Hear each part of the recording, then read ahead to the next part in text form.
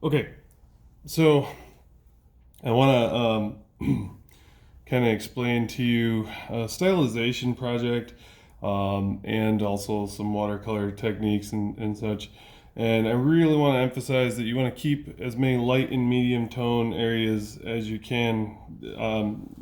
Keep them showing the white of the paper as long as you can, as much as you can, um, in order to do good at this stuff. But also to be able to get away with more, to be able to layer more, get more depth, more detail, everything. And so, what you need to do is you preserve those whites by leaving them alone, not putting water in those areas. But biggest thing is with layering as well. So we're going to talk about glazing and layering.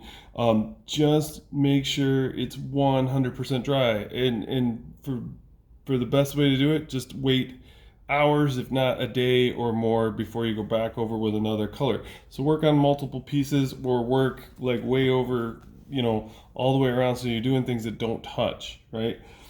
Typically with watercolor, you want to do what they call work from dark to light. So you want to put your dark, or light to dark, I'm sorry. Big difference. Light to dark. So you keep those lights and you get a little darker, a little bigger, and then smaller and smaller with your darks as you go too, but you'll see that in a minute. And always tape your paper down. I'm using relatively heavy paper, and I want to, for the sake of demonstration, I don't want to have to constantly untape it or switch boards or whatever. So I'm going to see what I can get away with. But to show you layering, to give you an idea of layering and show you some detail while doing it and doing the project, I'm going to jump to I'm gonna do this piece, and I'm gonna put a different color on it. And this is like a cerulean blue, and this is very dry. And this is pretty good paper. This is, I think, Saunders Waterford 200 rough, I believe. I love this stuff. I love the higher poundage watercolor papers, but I've got a little of that blue on my pen, and when I teach you guys in my classes, I don't use the pens, and you don't use the pens, but for demonstration's sake, I like to cheat and use it. It's a lot easier for me to show you things quicker. But a little of the blue on my pen, so I'm getting rid of it while we talk over here on the side. But so this is a stylization project. You want to still have light, you still want to have shadow, but you want to think kind of like pop. So you don't want, but also just take creative control. Nothing crisp as far as like numbers or letters or anything like that. Logos, all that. You want it to be very vague. And in this case, I have a Diet Pepsi bottle, and I blocked in all the base shadows with blue, and now I'm going to go back with some more colors. But the way that I teach this project, so if you have me for class and depending on what the instructions say for the assignment that semester, what you want to keep in mind is that what I usually have people do with this assignment, and you'll see as I flip through these, as I work on them, that you use different colors for each part of the assignment. So however many parts there are to the assignment, you use a different color for each one, or a different set of colors, or different, at least some different colors for each one. So I have the cerulean blue now. Now I'm going to grab some violet, and I'm going to go ahead and go back over some of the areas. So a lot of times students don't think they can put shadows on things because they've already put them down. That's not the case. If you just go through and very patiently, very slowly, put one color over top of the other. Usually you want to go thicker colors over top of thinner colors. So if you go thinner colors over the top of thicker colors, you're going to typically, I like to jokingly say, have a bad time. But no, you're going to typically make it so that that thicker color is more likely to bleed into the layer that you're putting on currently. So what I do is I kind of put them down, and I go back to them, and I grab from them, put into other areas along with the blue, over the blue, up to the blue, whatever the case may be. I'm gonna leave that detail edge there. And I love these pens, they're so cool. They make it so much easier to do certain things quickly. You just squeeze them and you get more value out. So I'm gonna, before some of that dries, I'm gonna spread that out a little bit there. Now I'm gonna come back to this.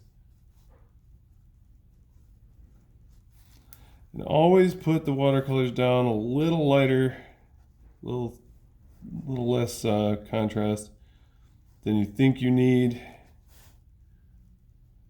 By the time you're done, you're better off getting there slowly in layers and crisping up after you let it dry a little bit, making your crisper edges towards the end of the drawing. But in this case, I could have gone a little bolder with some of my values to begin with, so I'm going ahead and doing that with the violet. Plus it'll give more interest this way by having two different darks at the base of the values, in theory anyway. And just kind of put it down, move it around with some water. Again, in this case, I'm going over it with a darker color, so it's not super obvious that it's not blending it and blurring it, but it's not. So I'm going to steal a little bit of that. Clean it up.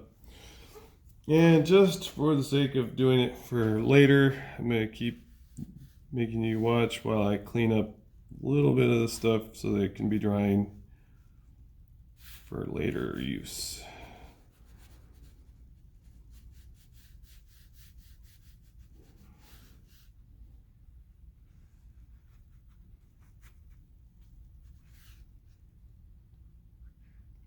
I want some of these edges a little cleaner than I have them eventually, but if I'm stylizing it, maybe I don't need to, but for right now, I'm going to plan on it.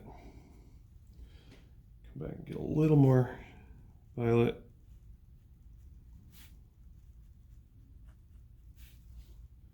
Put a little bit in this cast shadow again, just for unity purposes. There. There's that one for right now, at least. Put a little of the violet up in here. See that blue is not moving, it's just the violet, because that blue is nice and dry. Especially on the nicer quality paper, it's usually going to stay put. But I'll put that aside, let it dry. And here's another one that I did, and I have some of the cola color in there. Notice that this starts to look a little bit like the silver of a Diet Pepsi wrapper, but it doesn't have to. I can just kind of use the white of the paper and then different tones over top. In this case, I'm going to I'm going to change up, and instead of using that violet, so I'm going to clean out the tip of my pen a little bit, but then I'm going to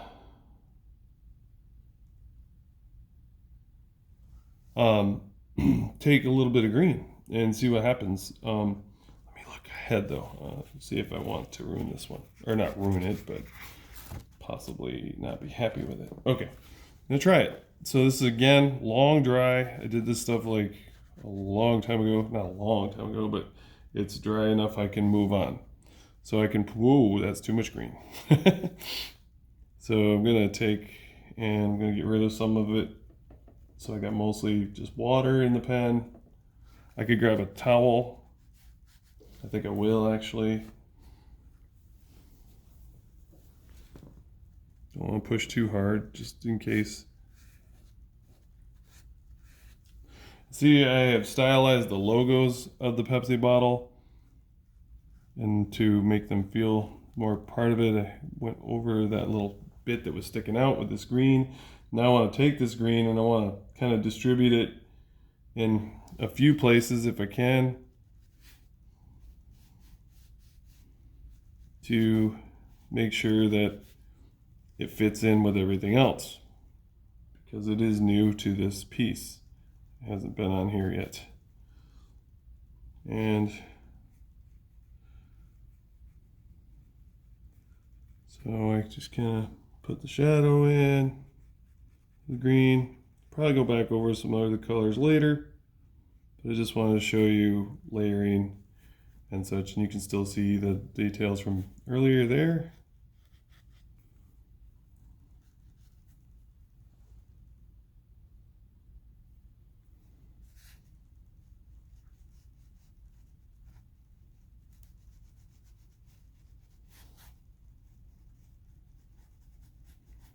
And just layer, detail. And, you know,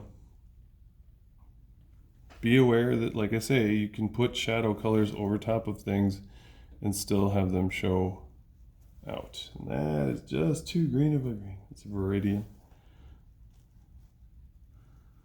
So I probably shouldn't have committed to quite so much of it. But I don't care. If I don't screw up, you don't see that even I need to take risks, and everybody needs to take risks and try things to see what they're capable of. You don't know for sure what adjustments you'll figure out how to make if you only make the same choices every time, which is kind of the point of this specific project, is teaching you to, try out different materials, different colors. Try different brushes too, for that matter. It's always good. And just a little more color.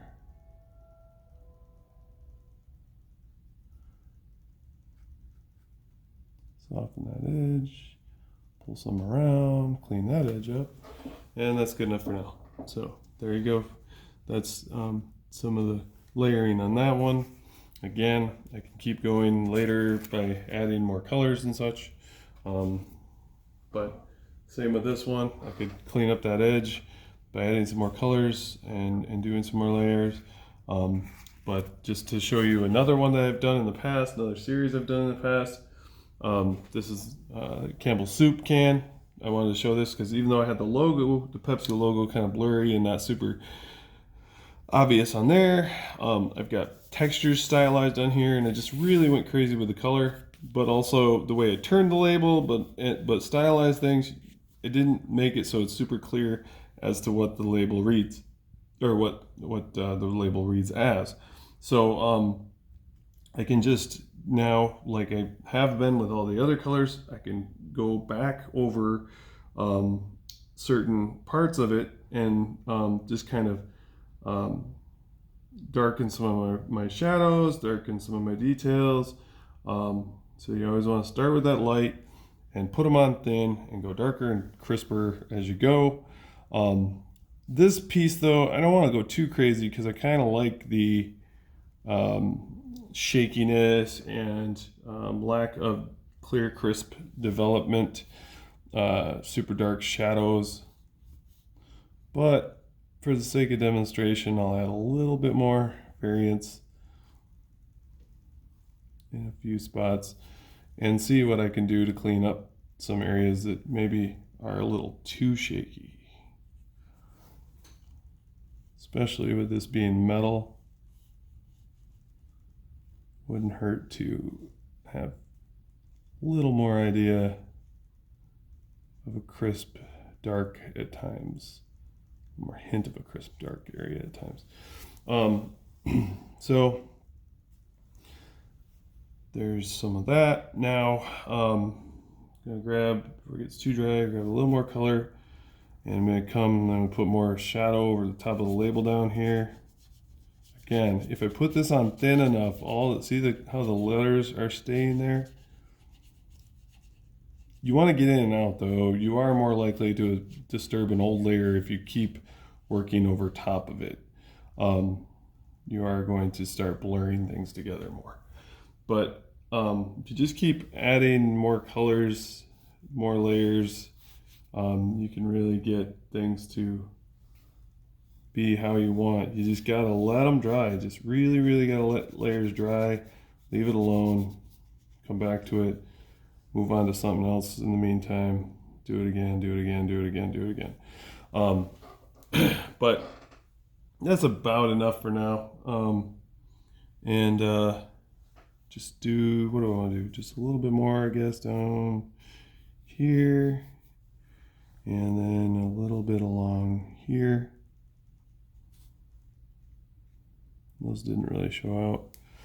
So might as well stop then. Oh, I can do this right here. I know this is wet, so it's going to be shakier edge. But for now, it at least establishes that edge a little bit more. Makes that stand out.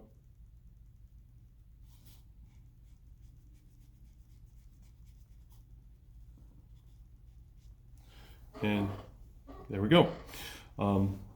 So that's about it. Just wanted to show you some basics, some more basics, especially with layering. You got to push yourself, but you got to let things dry. Oh, one last little thing I can show you technically.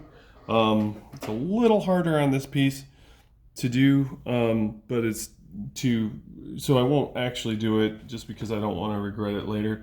But if you ever need to bring out some of your lights, if you had a light highlight somewhere and you lost it, let it dry, and then you can take an X-Acto knife or even a utility knife, and you can just kind of lightly scratch away at the surface. Just just at the surface, peel the surface off the paper, and you can get that back. So palette knives can work sometimes too.